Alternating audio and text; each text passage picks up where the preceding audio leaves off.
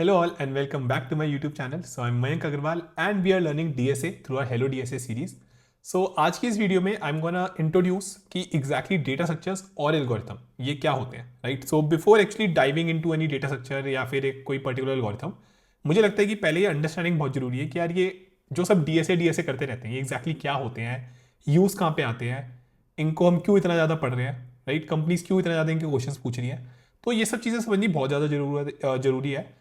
Again from my experience as well of working in a very good product based companies, मैं एक चीज़ और बोलूँगा कि जितनी आपकी अच्छी इन चीज़ों की अंडरस्टैंडिंग होगी और जितना अच्छा आप आगे इनमें एक्चुअली में टाइम और आपकी ओवरऑल अंडरस्टैंडिंग बनाओगे उतना ही अच्छा आप इंजीनियर भी बनोगे, क्योंकि engineering is all about solving problem और यहीं से वो आपका प्रॉब्लम सॉल्विंग माइंडसेट बन जाता है, राइट? हमें क्वेश्चन तो सारे करने ही है, ठीक है, बट उसके साथ हमें अच्छा इंजीनियर भी बनना है. That is a whole M.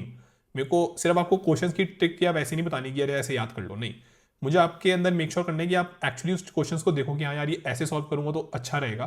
This is the good optimize solution. ये डेटा स्ट्रक्चर का ये फायदा है. अच्छा ये एल्गोरिथम इसलिए हमें ज़्यादा बेटर रहता है, राइट? तो इसी अप्रोच और इसी माइंडसेट के साथ of course we are doing this series, not कि जस्ट हमें क्वेश्चन चेस करने हैं. तो उसी को हम कंटिन्यू करेंगे और मैं आपको यहाँ पे एक अच्छा इंट्रोडक्शन दूंगा. It's going to be a short video only, not a lot long. And उसके बाद वी विल मेक श्योर कि we start and master the data structures one by one. तो link list, tag, queues, trees, everything is there. You don't have to worry on that. Okay, so let's get started everyone. Before that, yeah, just make sure that you like, share and subscribe.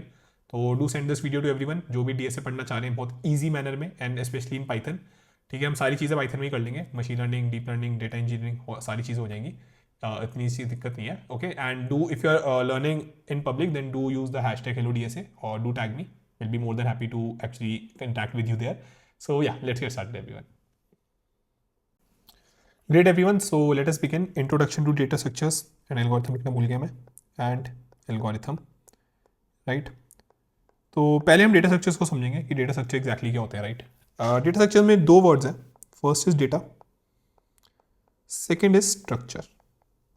Okay, दोनों ही words I think अपने आप में तो बहुत easy है समझने. Data, anything which is information, electronically, digitally, physically, जो भी चीज़ है, ठीक है, everything rather is a data only, right? ये जो आप वीडियो देख रहे हो, it is also some data. आप कोड लिख रहे हो, वो भी डेटा. तो डेटा इज एक्चुअली में everything. Okay, now again we are generating lots of digital data now, तो उसी की वजह से data is the new oil सब बोलते हैं, है ना? तो डेटा तो एक इन्फॉर्मेशन है. अगर उसको अच्छे से, ऑफकोर्स अगर आप अच्छे से उसको कर देते हो, अच्छे से उसको अरेंज कर देते हो, then it's a information as well. Second is structure, है ना? तो वो उसको मेक श्योर करना कि वो अच्छे से आप उसको अरेंज कर सको, उसमें उसमें कुछ स्ट्रक्चर डाल सको. That is what is structure. दोनों को मिला के बनता है डेटा स्ट्रक्चर. सो सिंपल भाषा में, way to store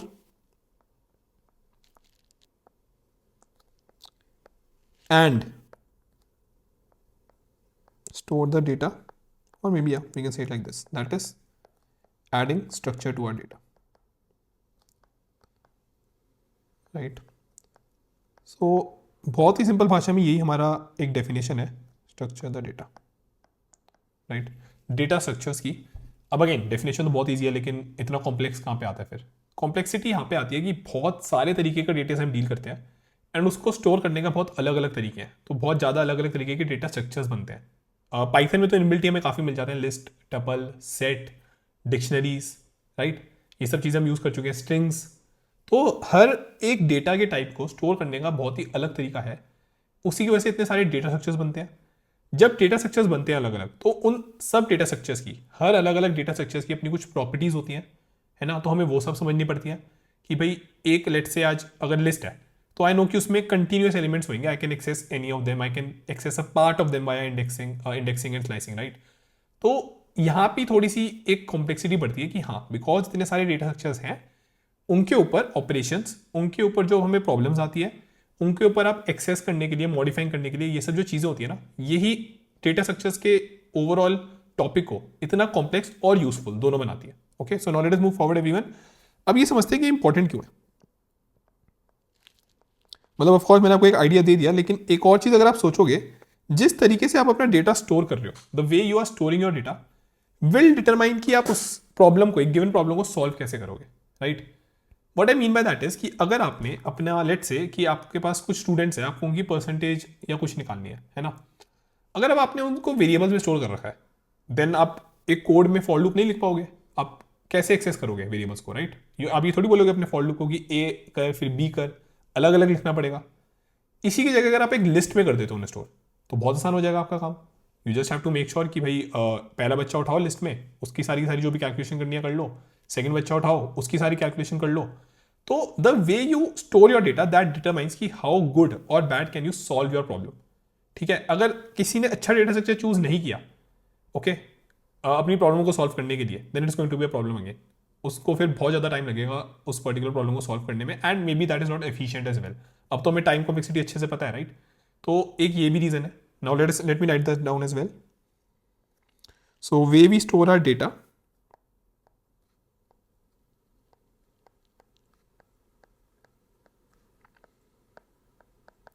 is going to determine how we solve our problem.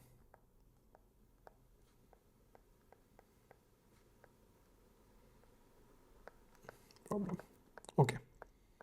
So again, I hope this is also clear. Intuitive example से समझाता हूँ, ज़्यादा अच्छा समझ आएगा, है ना?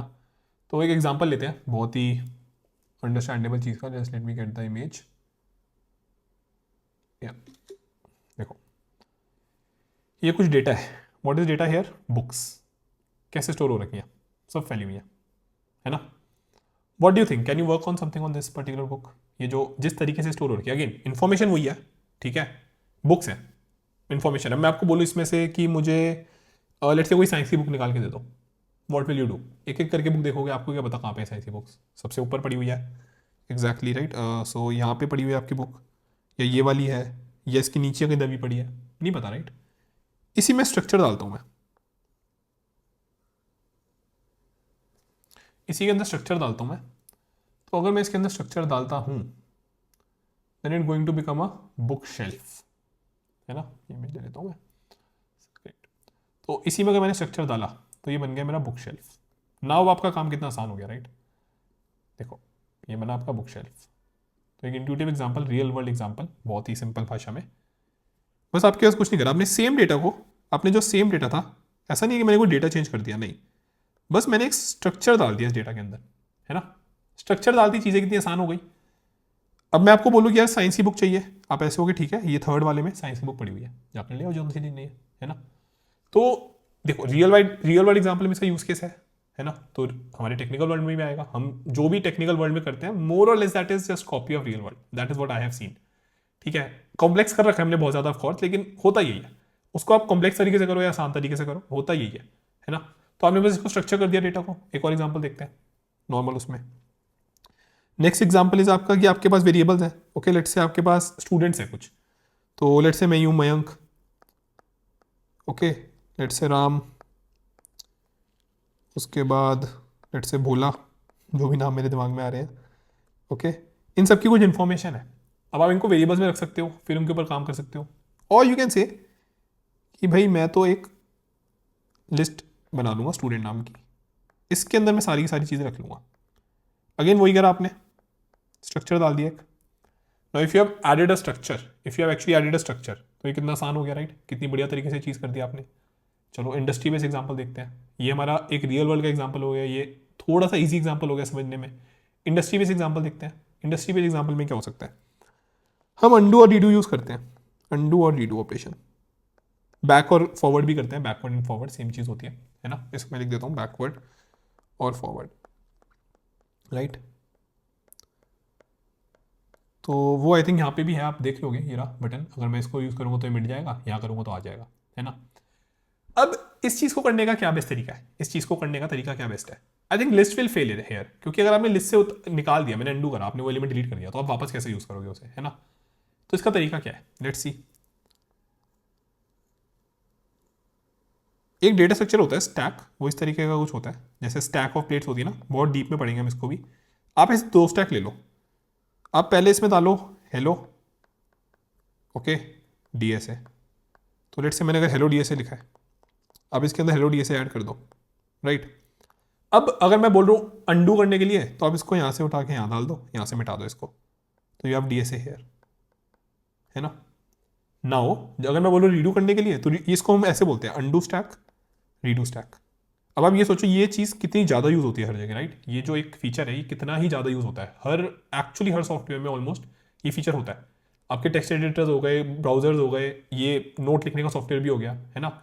तो अब इस सॉफ्टवेयर में अगर किसी ने ये फीचर डाला है तो उसको अगर ये नॉलेज होती तो कितना बढ़िया रहता ना। अगर वो इसको लिस्ट में बना देता, अगर वो इसको लिस्ट में बना देता, वो यहाँ पे डीएसए लिखता, मैं उसे बोलता कि नहीं मेरे को अंडू कर दो, वो इसको उड़ा देता, तो वो फिर कैसे यूज़ करता है इसको, दिक्कत आ जाती, राइट? तो यही अंडरस्टैंडिंग है, देखो यही अंडरस्टैंडिंग है। अगर हमें अच्छी अंडरस्टैंडिंग होती है तो हम अच्छा कोड लिखते हैं, हम अच्छे सॉफ्टवेयर बनाते हैं। That's the major reason, okay, कि why DSA is so much and always will be in demand. Okay, यहाँ पे आप इंडस्ट्री के भी यूज केसेस अलग अलग देख सकते हो, ठीक है? गूगल है, उसने गूगल मैप्स बना रखा है पूरा, तो उसके अंदर कुछ ना कुछ डेटा स्ट्रक्चर तो यूज़ करा होगा उसने, कौन सा सारा लिस्ट से ही कर दिया होगा। कुछ ना कुछ कनेक्शन वनेक्शन बना रहा होगा, तो वो ग्राफ यूज़ होता है उसमें कि ये मेरी एक पर्टिकुलर लोकेशन है, यहाँ पे दूसरी लोकेशन है, इनके बीच डिस्टेंस निकालना है, चलो ठीक है ऐसे चले जाओ, यहाँ से जा सकते हो, यहाँ से जा सकते हो। ये आपके इसका एग्जाम्पल हो गया। अमेजोन है, इतने सारे उसमें प्रोडक्ट्स वगैरह करते हैं, उनकी कैटेगरीज वगैरह बनाते हैं, है ना? सब कैटेगरीज बनाते हैं, tree kind of data structure use हो सकता है उसमें। अगेन आपको ये सब डेटा स्ट्रक्चर पता होने जरूरी नहीं है अभी, and I don't even expect, और इतना दिमाग भी मत लगाना, एक एक करके सब समझ आ जाएंगे, ठीक है? ट्री आप ऐसे भी समझ सकते हो कि आपके पास जो ये रहता है अपना फाइल स्ट्रक्चर, तो आपके जो पीसीज में फाइल स्ट्रक्चर होता है, right? It is something like that. ये आपकी होम होम डायरेक्टरी हुई, इसके अंदर में भी आपने एक डाउनलोड फोल्डर बना रखा है ना? तो यहाँ पे एक पेरेंट चाइल्ड वाली रिलेशनशिप आ जाती है कि ये देखो ये पेरेंट है, ये चाइल्ड है, जैसे आप रिकर्जन ट्री नहीं बनाते थे उससे समझ आ जाएगा। यहाँ पे लेट से आपने हो सकता है डॉक्यूमेंट फोल्डर्स बना रखा है, अब इसके अंदर कुछ फाइल्स पड़ी हैं आपकी, कुछ हो सकता है एक और फोल्डर है यहाँ पे डॉक्यूमेंट्स में, इंटरनेट डाउनलोड्स आपने बना दिया हो, something which I make commonly. तो इस तरीके से अगर आप इसको अगेन आप इसको स्टोर तो कैसे भी कर सकते हो, ठीक है? बुक्स है, आपने ऐसे स्टोर करिए, आप ऐसे रख लेते हैं, क्या दिक्कत है? लेकिन भाई फिर इशू आता ना, मैं अगर फिर देखता कि यार अच्छा डाउनलोड किसके अंदर पड़ा हुआ है, अगर मैं इसको लिस्ट या ऐसी वेरिएबल में स्टोर करता तो फिर इशू आता। तो जितना अच्छे से आपको डेटा स्ट्रक्चर्स आते होंगे उतना अच्छे से आप इन चीज़ों को, इन प्रॉब्लम्स को सॉल्व कर पाओगे, इन प्रॉब्लम को टैकल कर पाओगे, ठीक है? और ये हर जगह यूज होते हैं, मतलब again from my experience I can tell you कि ऐसा नहीं है कि आप कोई जाकर जॉब में आपसे कोई लीड कोड करा रहा होगा या फिर आप डेटा स्ट्रक्चर हर दिन यूज करोगे, लेकिन ना इनका जो बैकएंड है, जो सारी चीज़ें जो प्रॉब्लम बना रखी है वो कहीं ना कहीं कोई डेटा स्ट्रक्चर यूज कर रही है, तो having that knowledge helps you a lot in solving those problems, okay? Plus जब आप एक्चुअली फ्रॉम स्क्रैच कोई चीज़ बनाओगे तो आप इन चीज़ों को यूज़ करोगे, हो सकता है वो इनबिल्ट मोस्टली चीज़ें दे रखी हो, that is not a problem. Problem ये आएगी अगर आपको डेटा स्ट्रक्चर आइडिया ही नहीं होगा, ठीक है? अगर मैं आपको एक क्वेश्चन दे दूँ कि यार मेरे को ना सारी फाइल्स लाकर दिखा दो, अगर मैं सर्च करता हूँ, ठीक है? अब सर्च फंक्शनलिटी में आप फोल्डर्स नॉर्मली फाइल्स वापस करते हो, तो you should have some algorithm या फिर सम आइडिया ना कि यार ये फाइल कैसे निकालूंगा मैं यहाँ से, how will I get files out of this, ये चीज़ कैसे करोगे आप? तो यही अंडरस्टैंडिंग है डेटा स्ट्रक्चर्स की। अगेन और वन मोर चीज which I always say, companies always hire for the worst. तो उनको ना ये नहीं है, आज आज गूगल इसलिए नहीं हायर करता इंसान को कि उसे सिर्फ चीजें मेंटेन करानी है, मे बी वो अभी करा रहा हो वैसे, उनको चाहिए कि यार कल को अब एआई की रेस चल रही है ना? गूगल भी कोशिश करेगा कि उसमें पीछे तो ना रहे। अगर उसको ऐसे सॉफ्टवेयर बनाने हैं, प्रॉपर फ्रॉम स्क्रैच सॉफ्टवेयर बनाने हैं, तो उसे चाहिए यार बंदों को एक्चुअली में वो नॉलेज हो, चाहे मेंटेन करने के लिए ना हो, चाहे किसी ने लिख कर रख दिया हो, लेकिन उसको आगे बढ़ाने के लिए, उसको अंडरस्टैंड करने के लिए, नया बनाने के लिए इट वांट्स स्मार्ट पीपल। सीधी सी चीज इतनी है। तो एनी टाइम समवन सेज की डेटा स्ट्रक्चर तो यूज नहीं आते, आई एब्सोल्युटली एग्री, ठीक है? लेकिन वर्स्ट केस में तो आएंगे जब बिल्कुल स्क्रैच से कोई चीज बनाओगे, या फिर अगर कोई प्रॉब्लम आ गई जिसमें गूगल ने जो चीज बना दी अच्छे से, मैं कह रहा हूं अच्छे से उन्होंने बैक और फॉरवर्ड का कोई सिस्टम बना दिया, ठीक है? लेकिन अब आप देखोगे एक चीज और होती है गूगल के अंदर, आई एम नॉट श्योर, ऐसे अगर मैं करूं तो यहाँ पे आपको ये सारा दिखता है, ये हिस्ट्री दिखती है, तो ये फीचर भी तो बनाओगे ना, ये भी तो एक फीचर है ऐड करने का। तो कभी अगर ऐसे इन्हांस करनी पड़ेगा चीज़ें तो नॉलेज होनी चाहिए। This is all your data structure. Easiest explanation से मैंने कोशिश करी है और एक एक्चुअल आपको वर्केबल डेफिनेशन दी है मैंने। मेरे को वो डेफिनेशन अच्छी नहीं लगती कि मैं आपको अलग अलग डेटा स्ट्रक्चर जैसे बता दूं। I will say one more thing, please don't be like that person जो सिर्फ एक बेसिक नॉलेज ले लेता है डेटा स्ट्रक्चर की, कोई 6 या 10 मिनट की वीडियो से या फिर जस्ट इंट्रोडक्शन से, वो आपको कहीं नहीं लेकर जाएगी। It is as bad as no knowledge, okay? अगर हम पढ़ रहे हैं, अगर आपको कल को इसमें काम करना है या जॉब करनी है इंजीनियरिंग में, तो आई विल हाईली सजेस्ट कि अच्छे से हर डेटा स्ट्रक्चर समझो। डोंट बी लाइक कि अरे मुझे पता है स्टैक में लीफो होता है, क्यू में फीफो होता है, जो भी होता है, उन वाले कंसेप्ट पे मत जाओ, ठीक है? कि 10-10 मिनट में सारे समझ लिए, वो एग्जाम पास करा देंगे। हमारा एम एग्जाम पास नहीं, स्किल होना है, स्किल्ड होना है मैं अच्छे से इनमें, ताकि हम इनको यूज करके आगे समझ सकें, ओके? तो that was all the story about data structure. अब आते हैं नेक्स्ट पार्ट पे, एल्गोरिथम। तो एल्गोरिथम की मैं डेफिनेशन लिखता हूं। Algorithms are step by step instructions और प्रोसीजर्स, ओके, और procedures use to manipulate the data और modify, you can say modify, access, manipulate, ये सब चीजें, the data stored in a data structure, okay. तो भाई अब अगर आपने बाइनरी सर्च एल्गोरिथम पढ़ा, वो क्या था? वो स्टेप बाय स्टेप प्रोसेस ही तो था।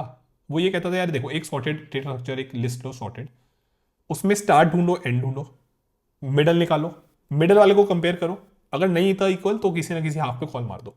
ये स्टेप बाय स्टेप इंस्ट्रक्शंस ही तो है। ये तब पॉसिबल थे जब आपने बोला कि भाई लिस्ट के अंदर है, अगर ये वेरिएबल्स के अंदर होते तो कैसे करते? तो यहाँ पे भी एक कॉल आता है कि डेटा स्ट्रक्चर्स अगर सही से यूज करोगे तो उनके ऊपर कुछ एल्गोरिथम यूज हो जाएंगे। कल को अगर मैं फेसबुक जैसे फ्रेंड्स वगैरह का आपने सुना होगा कि वो ग्राफ से बनाता है, राइट, तो मुझे ग्राफ की आइडिया होना चाहिए उस पर क्या क्या एल्गोरिथम लग सकते हैं। Very common algorithm BFS DFS है, बहुत ईजी है, हम आगे पढ़ेंगे उनको, नॉट श्योर वाई इतने मुश्किल बना रखे हैं, ठीक है। तो एल्गोरिथम की अंडरस्टैंडिंग सीधी सीधी है कि वो स्टेप बाय स्टेप इंस्ट्रक्शन होते हैं या प्रोसीजर होते हैं to manipulate the data. Very easy, जैसे आप रियल लाइफ में करते हो कि भाई आपके कुछ एल्गोरिथम्स हैं कि मैं सुबह उठ के पहले ब्रश करने जाऊंगा, ठीक है, फिर मैं बाहर जाऊंगा, फिर I will just do meditation for, तो कुछ स्टेप बाय स्टेप इंस्ट्रक्शन है ना, उससे आप अपनी लाइफ का कुछ मैनिपुलेट कर रहे हो या मॉडिफाई कर रहे हो, एक्सेस कर रहे हो। प्लस एक और चीज समझना, यहाँ पे हर डेटा स्ट्रक्चर की अलग प्रॉपर्टी होती है with respect to modification, access, delete, search, है ना। जिस तरीके से मैं एक लिस्ट पे सर्च करूंगा उस तरीके से हो सकता है मैं एक स्टैक में सर्च ना करूं। तो अगेन ये अंडरस्टैंडिंग भी बहुत ज्यादा जरूरी होती है। इसका एग्जांपल भी आप एक रियल लाइफ एग्जांपल से समझ सकते हो। लेट्स आपके पास फ्रिज है, अब फ्रिज में हर चीज की अलग अलग पॉइंट्स रहते हैं, ठीक है। एक फ्रीजर होता है, उसके अंदर सबके कंपार्टमेंट्स अलग अलग होते हैं, है ना। तो यहाँ पे हमें यही नहीं चाहिए हम स्टोर कर सके, ठीक है, उसके बाद हम एक्सेस कर सके, हम मॉडिफाई कर सके ऑर्डर को, ये सब चीजें हमें मिलती है। तो इसी तरीके से हर डेटा स्ट्रक्चर की कुछ प्रॉपर्टीज होती हैं, एंड बिकॉज ये प्रॉपर्टी अलग होती है वो इनको एक अलग डेटा स्ट्रक्चर बना देता है। पाइथन में तो इसका बहुत ही ईजी एग्जांपल है, आपके पास लिस्ट है जो आपकी अपेंडेबल रहती है, उसमें चेंज कर सकते हो। टपल है सेम बिल्कुल, बट उसमें आप कुछ चेंजेस नहीं कर सकते ट्यूपल में, राइट। तो इसलिए अलग डेटा स्ट्रक्चर हो गया वो, उसकी कुछ अलग प्रॉपर्टीज है, हमने पढ़ी थी, हमने इसके अलग अलग मेथड्स भी देखे थे, ये सब हम कर चुके हैं, है ना। तो इन्हीं के बेसिस पे अब आपके एल्गोरिथम बन जाते हैं, राइट। तो एल्गोरिथम अगर कोई टपल ट्यूपल पे होगा तो वो कभी ये नहीं बोलेगा कि इसमें अपेंड कर दो, राइट, वो बोलेगा नया बनाओ। लिस्ट में बोलेगा अच्छा ऐसा कुछ हो रहा है तो अपेंड कर दो। तो again I will repeat, algorithm are just step by step instructions और procedure used to manipulate the data stored in a data structure. Manipulation के अंदर आपका एक्सेस, इंसर्ट, डिलीट, ये सब चीज़ आ जाती है, modify, all these things are there, ठीक है। इसका फायदा क्या रहता है ये भी देख लेते हैं, मैं लिख देता हूं ताकि आपके नोट्स अच्छे रहें। Helps to store solve problem और complete task efficiently using the right data structure।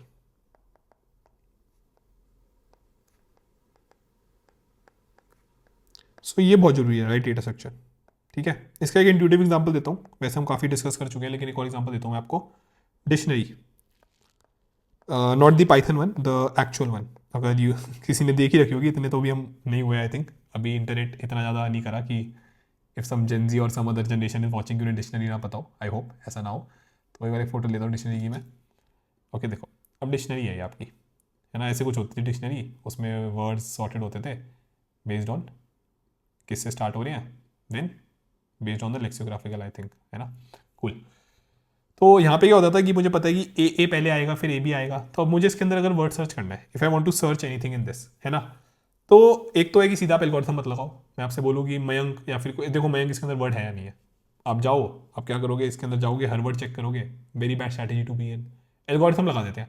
सबसे पहले आप बोलोगे एम पे जाओ, एम पे जाने के बाद बोलोगे कि एम ए पे स्टार्ट करो, keep on folding the page जब तक एम ए खत्म नहीं होता। एम ए खत्म हो जाएगा तो आप पीछे आ जाओ वापस, फिर एम ए पे जाओगे, है ना, फिर वो आगे एम ए जेड तक जाएगा, ऐसे कर करके छोटी करते रहोगे problem. In a way you are doing binary search है, आपको पता है। तो what I am saying is कि exactly how you are doing binary search. देखो आप सबसे पहले जाओगे एम पे, फिर आप देखोगे एम ए कहाँ स्टार्ट हो रहा है, वो स्टार्टिंग में ही होगा, लेकिन आप एम जेड से ऊपर नहीं बढ़ जाओगे, मतलब एम बी पे नहीं चले जाओगे। फिर यहाँ पे आप देखोगे अच्छा मैं अराउंड एम ई पे आ गया, यहाँ पे आप देखोगे अच्छा पीछे से अगर ऐसे पेज आगे करते हो तो मैं लेट से एम डब्ल्यू पे आ गया, ऐसे कर करके आप फाइनली अच्छा मुझे एम मयंक ढूंढना था, सॉरी, MAE पे आ गया और MAW पे आ गया, ऐसे कर करके आप फाइनली MAY पर आ जाओगे एंड देन आपको वहाँ पे अराउंड वो वर्ड मिल जाएगा। यहाँ पे आप बाइनरी सर्च लगा रहे हो तो ये एक एल्गोरिथम लगाती है तो कितना आसान हो गया काम, ना लगाते तो ढूंढते रहो, टाइम लगते रहेगा, है ना। तो ये एक फ़ायदा है इसी से, एक्चुअली में इसी चीज़ से इंस्पायर होकर हमारे पास डिक्शनरी डेटा सेट है पाइथन में, सॉरी डेटा स्ट्रक्चर है, जिसके अंदर आप एक की दे सकते हो और उसकी वैल्यू दे सकते हो। तो यहीं से आगे ना रियल लाइफ से तो आई, क्या मुश्किल है इसमें। उसके पीछे के एल्गोरिथम्स की वजह से उसके पास कुछ ऐसे मेथड्स हैं जो बाकियों के पास नहीं है ना। ऐड की करने का लिस्ट में ऐसा कुछ नहीं होता क्योंकि लिस्ट उस तरीके से नहीं बनी, इसलिए डिक्शनरी की अंडरस्टैंडिंग इंपॉर्टेंट है, इसलिए डेटा स्ट्रक्चर समझना इंपॉर्टेंट है। इसको हम हैश मैप्स भी बोल देते हैं वैसे इन अदर लैंग्वेजेस। ओके, तो आई होप आपको ये समझ आया कि एग्जैक्टली ये चीज़ क्यों जरूरी है, ये चीज़ भी एग्जैक्टली क्यों जरूरी है। अगर ये समझ आ गया तो बहुत ज़्यादा बढ़िया आपकी जर्नी होने वाली है। ठीक है, एक चीज़ और, अगर हम मैं आपको लेट से ऐसे दे दूंगी 1 लेट से 2 का दोस्त है, 3 का दोस्त है, ठीक है, 2 3 का दोस्त है, 2 का दोस्त है। अब ये इन्फॉर्मेशन हो सकता है आपको इतनी सही से ना लगे ऐसे, लेकिन इसी को अगर मैं ग्राफ में बना दूँ, वैसे ये भी एक ग्राफ का ही तरीका है लेकिन स्टिल लेट से अगर मैं आपको इसको ऐसे बना के दे दूँ कि देखो ये एक बंदा है, ये एक बंदा है, ये है और ये है, ये 4 बंदे हैं, ये ऐसे ऐसे दोस्त हैं, ये ऐसे दोस्त हैं, ये सब एक दूसरे को जानते हैं। तो आप बोलोगे अच्छा ये भी फिर एक दूसरे को जमा देते हैं, ये भी एक दूसरे को हो सकता है जान जाए, फिर थोड़ा ईजी रहेगा इनको मिलवाना। अब ये वाला एल्गोरिथम, ये देखो, ये अंडरस्टैंडिंग के हिसाब से आप क्या कर सकते हो, आप फेसबुक का याद है वो होता था रिकमेंड फ्रेंड्स वाला एल्गोरिथम, वो बड़ा अच्छा था। वो ये रीज़न था कि उन्होंने बहुत अच्छे से उस चीज़ को क्रैक कर लिया था ग्राफ के अंदर। तो इसी में बस अगर आप ऐसे कर दोगे तो आपके एल्गोरिथम अच्छे बना पाओगे आप, रिकमेंड करने वाला। तो ये बेसिकली एक अंडरस्टैंडिंग है डेटा स्ट्रक्चर और एल्गोरिथम की। डेटा स्ट्रक्चर्स डेटा को स्टोर करना, एल्गोरिथम्स उस स्टोर हुए डेटा पे, नॉर्मली भी किसी भी डेटा पे स्टेप बाय स्टेप प्रोसीजर लगाना। अगर आप वो अच्छे से करते हो तो आप बहुत अच्छी अच्छी प्रॉब्लम सॉल्व कर पाओगे and your overall journey will be a lot easy. Companies को ये क्यों चाहिए, क्योंकि कंपनी उसी तरीके की प्रॉब्लम सॉल्व कर रही है जो रियल लाइफ से इंस्पायर्ड है, उनको ही हम कोशिश करेंगे हम टेक उसमें ले आए, या फिर नॉर्मली भी हम जो सॉफ्टवेयर बना रहे हैं उनमें ये चीज़ें चाहिए होती हैं। हमें एफिशिएंटली चीज़ें करनी है, ये चीज़ मैं आपको दिखा चुका हूँ कि गूगल अगर वही स्लो चल रहा होता तो कोई यूज़ नहीं करता। तो ये चीज़ इसलिए बहुत ज़्यादा जरूरी है। So understanding of data structure and algorithm is very important, right, is very important. Simple सी चीज़ है। कंपनीज को ऐसे लोग चाहिए जो ये चीज़ें समझ सके, कॉम्प्लेक्स चीज़ है, हर किसी को तो समझ आएगा नहीं।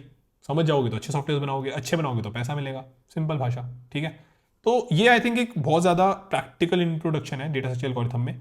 अगेन मैंने ना उस तरीके का नहीं दिया कि बस मैंने आपको एक एग्जांपल दे दिया और उससे सारी चीज़ें बता दी, नहीं, मुझे वो भी चाहिए कि ना ये आप जो चीज़ सीख रहे हो ना वो कनेक्ट हो सके इंडस्ट्री से, क्योंकि मैंने इंडस्ट्री में काम किया तो मुझे पता है ये ज़्यादा अच्छा रहता है।